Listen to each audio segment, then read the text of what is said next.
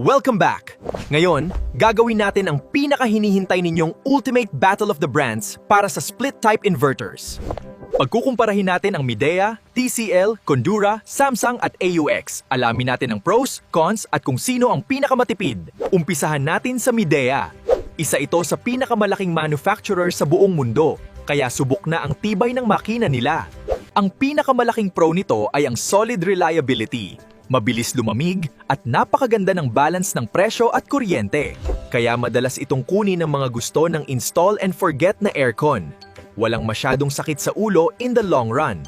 Pero ang cons, medyo generic at basic lang ang design nito. Pati ang smart app nila, napaka-simple at walang masyadong advanced features. Sunod naman ang TCL. Kung naghahanap kayo ng budget-friendly na hitik sa modern features, eto na yun. Ang pro nito ay ang Smart IoT integration.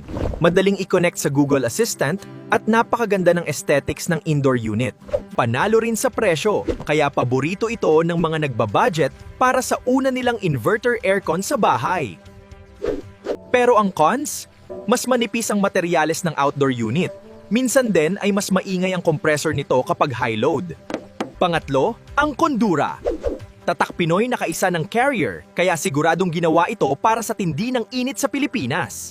Pinakamalaking pro nito, durability at after sales. Kahit saang probinsya ka man, madaling humanap ng technician at pamalit na pyesa. Hindi ka mamomroblema kapag nasira dahil sobrang bilis ng support nila kumpara sa mga imported brands. Ang cons naman, mas mataas ng kunti ang initial price nito kumpara sa TCL at AUX. At basic din ang features. Pang-apat, ang sikat na Samsung Windfree. Ito ang para sa mga gusto ng ultimate premium comfort sa kwarto nila. Ang pro? Mayroon itong 23,000 micro holes, kaya walang direct draft. Hindi masakit sa balat ang buga ng hangin. Napakatahimik nito, parang walang umaandar na makina sa kwarto. May advanced AI tech pa para matuto sa temperature na gusto mo. Ang cons? Ito ang pinakamahal sa lahat. Kailangan mong maglabas ng mas malaking budget para mabili ang unit na ito. At dahil puro maliliit na butas, mabilis itong pamahayan ng alikabok, kaya mas madalas dapat ang paglilinis mo. At dahil puro maliliit na butas, mabilis itong pamahayan ng alikabok, kaya mas madalas dapat ang paglilinis mo.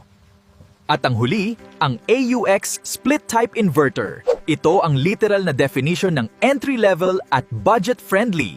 Ang pro nito ay napakamura.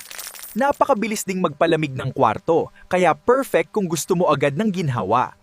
Kung wala kang paki sa smart features at gusto mo lang ng malamig na hangin na pasok sa budget, AUX ang sagot. Ang cons? Medyo mas mababa ang energy efficiency rating nito. Mas malakas ito kumpara sa iba in the long run. Ayan ang 5 brands. Ngayon, ang pinakamahalagang tanong, alin ba talaga sa kanila ang pinakamatipid sa kuryente? Base sa CSPF rating o Cooling Season Performance Factor na ginagamit natin sa Pilipinas, the higher the rating, the better. At ang panalo pagdating sa pinakamatipid na konsumo in the long run ay walang iba, kundi ang Samsung Windfree. Dahil sa advanced digital inverter technology nito, sila ang laging may pinakamataos na rating. Umaabot ng 5.0 hanggang 6.0 ang rating nito. Kaya halos wala kang mararamdaman sa bill mo. Kahit mahal ang unit, mababawi mo din agad ang ibinayad mo sa laki ng tipid mo sa buwan ng kuryente. Ang runner-up naman sa tipid ay ang Condura at Midea. Sila ang perfect middle ground natin. Mas mura ang unit nila sa Samsung, pero napakataas din ng energy rating, kaya balanse ang initial cost at monthly bill. Ang TCL at AUX naman ang budget kings natin. Matipid pa rin dahil inverter, pero mas mababa lang ng kaunti ang rating. At kung tight ang budget mo ngayon pero gusto mo ng inverter, go for TCL o AUX. Lahat yan, maganda, basta tama ang sukat. Piliin kung ano ang pasok sa pangangailangan mo. May napili ka na ba? I-comment mo sa baba kung anong team ka. Huwag kalimutang i-follow ang Aircon Buddy para sa mas marami pang cool at solid tips. Hanggang sa muli, bye!